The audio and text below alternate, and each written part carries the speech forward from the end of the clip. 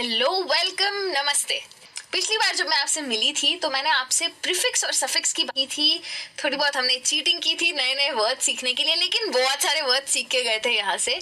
और तब मैंने आपको बोला था कि अगली बार मिलके आपसे एक इम्पॉर्टेंट कॉन्सेप्ट की बात करूंगी। अब ये इम्पॉर्टेंट कॉन्सेप्ट है प्रेपोजिशंस। प्रेपोजिशंस भी छोटे छोटे वर्ड्स होते हैं, जैसे कि आप यहाँ पे इमेज में देख रहे हैं ना, ये सब छोटे छोटे वर्ड्स हैं, लेकिन इनके मतलब अलग अलग है। तो मतलब समझना बहुत ज्यादा इंपॉर्टेंट है। और प्रेपोजिशंस होते क्या है ये भी बता देती हूँ। बेसिकली ये ऐसे वर्ड्स होते हैं जो चीजें कहाँ है या कब है या किस लिए है, शायद किसी और चीज के रिलेशन में, वो हमें समझा सके, ऐसे वर्ड्स हैं। तो कोई भी नाउन्स या प्रोनाउंस या वर्ब्स या एडजेक्टिव्स के साथ हम यूज कर सकते हैं, लेकिन रूल ये है कि नाउन और प्रोनाउन के साथ अगर आप यूज करना चाहे तो उनके पहले डालने होते हैं, और वर्ब और एडजेक्टिव के साथ अगर यूज करना चाहे तो उनके बाद डालने होते हैं। सिर्फ ये रूल आपको याद रखना है। तो जो भी वर्ड प्रेपोजिशन के बाद आता है उसको हम कॉम्प्लीमेंट बोलते हैं। जैसे हम लोगों को कॉम्प्लीमेंट देते हैं ना, आज अच्छे लग रहे हो, वैसे ही प्रेपोजिशन के बाद वाला जो वर्ड होता है उसका स्पेलिंग अलग होता है, बोलते उसको भी कॉम्प्लीमेंट ही है। तो अगर ये आपको समझ में आ गया है तो जल्दी जल्दी प्रेपोजिशंस के बारे में सीखते हैं। लेकिन उससे पहले एक अच्छी वाली चीज बताती हूँ। इंग्लिश में 150 से भी ज्यादा प्रेपोजिशंस है, 150 से भी ज्यादा। पर ऊपर टॉप 3 में कौन है पता है? ऑफ, टू और इन। ये 3 वर्ड्स ऐसे हैं जो सबसे ज्यादा यूज होते हैं, इसलिए इनका यूज तो हमको जल्दी से सीखना है। कुछ प्रेपोजिशंस मैं आपको यहाँ दिखा देती हूँ, कुछ ढूंढने का काम आपका। तो कुछ मैं आपके लिए लेके आई हूँ। ये सब कॉमन प्रेपोजिशंस है, ये सब मैं आपको पढ़ के तो नहीं बता पाऊंगी, लेकिन अगर आप 1 मिनट स्क्रीन के ऊपर देख लें तो आप काफी सारे प्रेपोजिशन सीख पाएंगे। इससे पहले कि मैं आगे बढ़ूं, मैं आपसे ये चीज क्लियर कर देना चाहती हूँ कि आप इंग्लिश ग्रामर में बहुत सारे कॉन्सेप्ट सीखने वाले हैं, और कुछ वर्ड्स ऐसे होते हैं जो थोड़े ओवरलैप करते हैं। यानी कि कुछ वर्ड्स ऐसे हो सकते हैं जो प्रेपोजिशन भी हो, कंजंक्शन भी हो, नाउन भी हो, वर्ब भी हो सकता है। सब कुछ पॉसिबल है, क्योंकि English is a very funny language. तो अगर ऐसा कुछ हो तो बिल्कुल डरिएगा मत, बिल्कुल टेंशन मत लीजिएगा। आपका काम वर्ड्स को आइडेंटिफाई करना नहीं है, आपका काम है सही भाषा को यूज करना। अगर आप ग्रामेटिकली सही भाषा यूज कर सकते हैं तो फिर आपको कोई दिक्कत नहीं आएगी इंग्लिश बोलने में। ये सिर्फ आपकी अंडरस्टैंडिंग के लिए मैं बता रही हूँ। अब प्रेपोजिशंस की बात करूं तो उसमें भी कई सारे टाइप्स होते हैं, तो उनके टाइप सीखने से हमको बहुत ज्यादा मदद मिल जाएगी। अब वैसे तो प्रेपोजिशंस 5 टाइप के होते हैं। ट्रांजिटिव होते हैं, इंट्रांजिटिव होते हैं, कंजक्टिव, कॉम्प्लेक्स फ्रेज। लेकिन मैं ये सोचती हूँ कि हमारी अंडरस्टैंडिंग के लिए 2 काफी है, तो हम आज इन्हीं 2 के बारे में बात करेंगे। मैं आपको बहुत ज्यादा कंफ्यूज नहीं करना चाहती। ग्रामर में अगर जाना चाहो ना तो बहुत डेप्थ में जा सकते हो, लेकिन हमें ये सोचना है कि हमें बोलते वक्त कौन से वाले प्रेपोजिशन का ध्यान रखना है, तो हम आज वही वाले सीखेंगे। तो सबसे पहले मैं आपको सिखा देती हूँ कि ट्रांजिटिव प्रेपोजिशन क्या होते हैं। तो वो ट्रांजिटिव प्रेपोजिशन उन प्रेपोजिशंस को कहते हैं कि जो एक कॉम्प्लीमेंट के बिना फंक्शन नहीं कर सकते हैं। याद रखिए, ये तारीफ करने वाला कॉम्प्लीमेंट नहीं है। कॉम्प्लीमेंट वो वर्ड है जो प्रेपोजिशन के बाद आता है। तो ये प्रेपोजिशन के बाद अगर कोई वर्ड ना आए ना तो ये प्रेपोजिशन का कोई मतलब नहीं है। जैसे मैं अगर सिर्फ इतना कहूँ ना कि शी लिव्ड अमंगस्ट, तो कोई सेंटेंस का मतलब ही नहीं रहेगा। तो मतलब अमंगस्ट ऐसा प्रेपोजिशन है कि इसके बाद हमें कोई ना कोई वर्ड को तो डालना ही पड़ेगा। तो हमें कहना पड़ेगा she lived amongst the wild flowers, he ran towards the hall. Towards अगर मैं बोल रही हूँ तो उसका मतलब है किसी की तरफ, तो किसकी तरफ जा रहा है वो तो मुझे बताना ही पड़ेगा। इसीलिए ऐसे प्रेपोजिशंस को हम कहते हैं ट्रांजिटिव प्रेपोजिशंस। उसी तरीके से होते हैं इंट्रांजिटिव, बिल्कुल उनके उल्टे होते हैं। यानी कि इंट्रांजिटिव प्रेपोजिशन को किसी भी वर्ड की, यानी कि किसी भी कॉम्प्लीमेंट की जरूरत नहीं है।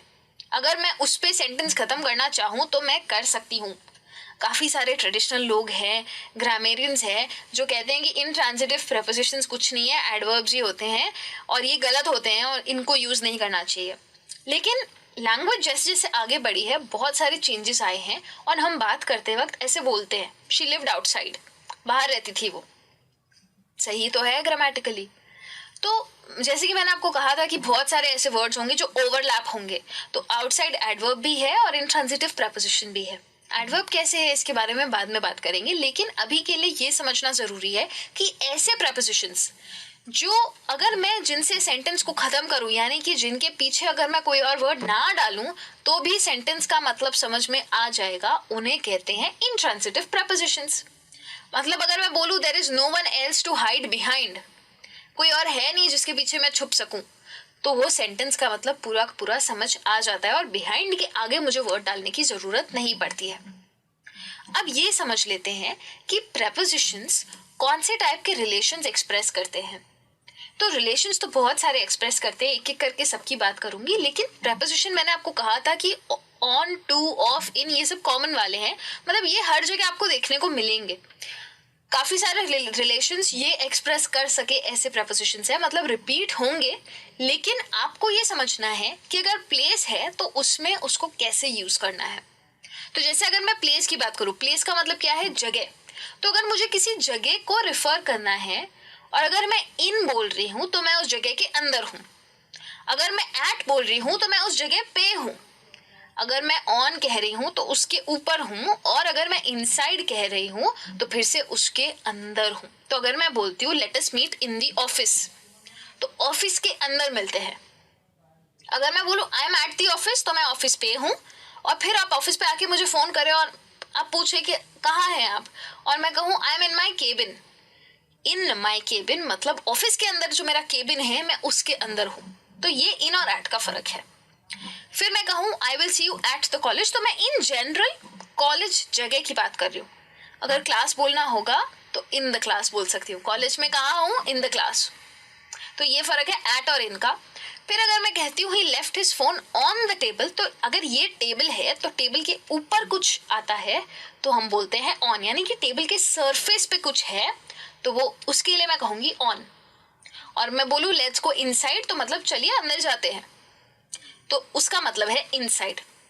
वैसे ही अगर मुझे टाइम की बात करनी है, टाइम एक्सप्रेस करना है, तो भी मैं इन, एट और ऑन तो यूज कर ही सकती हूँ। कौन सा वाला कब यूज करना है ये समझ लेते हैं। अगर मैं सुबह शाम दिन रात की बात कर रही हूँ, मॉर्निंग आफ्टरनून इवनिंग नाइट की बात करती हूँ, तो मैं बोलूंगी इन, तो I will see you in the evening. Okay, तो इन जो है वो ऐसे वर्ड्स के लिए यूज किया जाता है। वैसे ही अगर मुझे मंथ की बात करनी है, जैसे कि जनवरी, फरवरी, दिसंबर ऐसे बोलना है, तो मैं बोलूंगी द वेडिंग इज इन दिसंबर। तो इन जो है वो मंथ के लिए यूज हो सकता है, किसी स्पेसिफिक टाइम के लिए यूज हो सकता है। लेकिन अगर मैं बोलूं पर्टिकुलर टाइम आपका 4 बजे 5 बजे, तो मैं बोलूंगी at, let us meet at 5 PM। वहां पे मैं इन नहीं यूज कर सकती हूँ। और अगर मैं दिनों की बात करूं तो मैं ऑन यूज कर सकती हूँ, I don't work on Sundays, तो वहां पे मैं इन और एट नहीं यूज करूंगी। ठीक है, जब स्पेसिफिक टाइम बता रहे हो 4 बजे 5 बजे 12 बजे तो एट यूज करो, डेज का नाम ले रहे हो तो ऑन यूज करो, और कोई दिन के टाइम की बात कर रहे हो मॉर्निंग इवनिंग आफ्टरनून तो इन यूज करो, और मंथ के लिए भी इन को यूज कीजिए। अगर इतना आपको क्लियर है तो इसके आगे एक स्टेप बढ़ते हैं। इन जो है ना, जैसे कि मैंने बोला मंथ के लिए यूज हो सकता है, वैसे ही ईयर्स के लिए भी हो सकता है। तो इन द ईयर 2020 ऐसे बोलते हैं ना, या सीजन्स इन समर, तो उसके लिए भी हम यूज कर सकते हैं।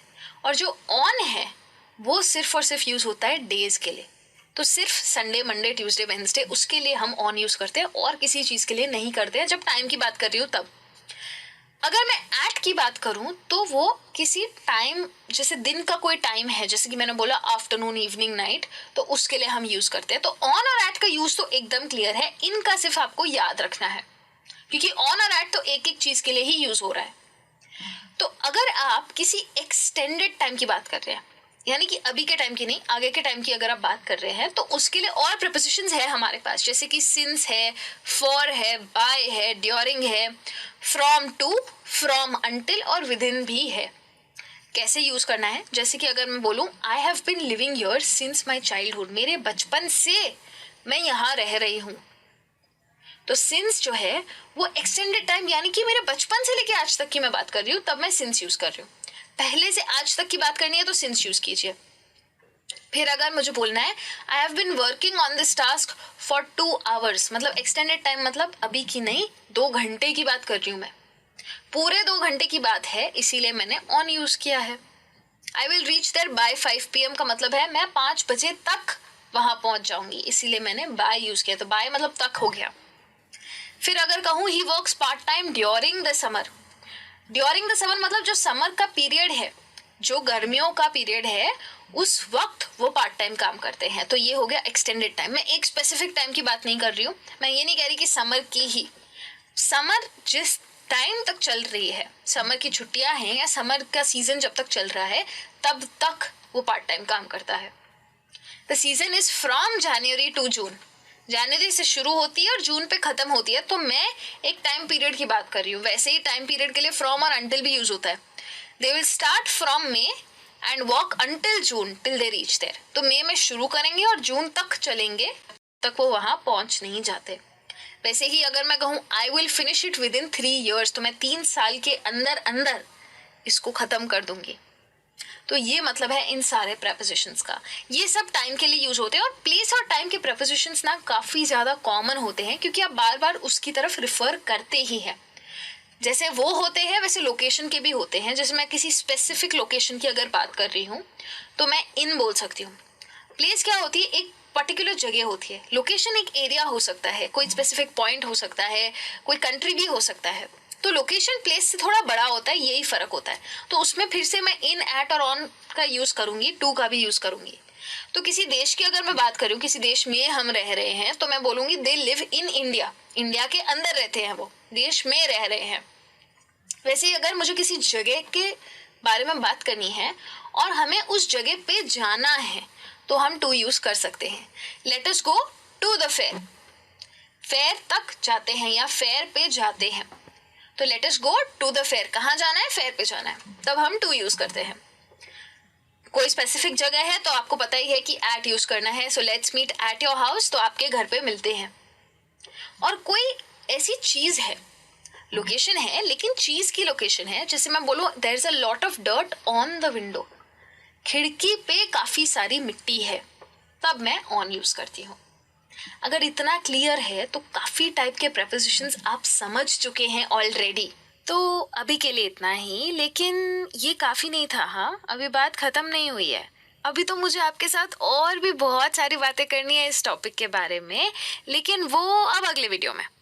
तो अगले वीडियो में लेके आ रही हूँ इसी टॉपिक की थोड़ी और नई बातें आपके लिए, इसलिए जल्दी जाके वापस आओ, मैं भी आती हूँ। तब तक के लिए thank you so much and bye bye.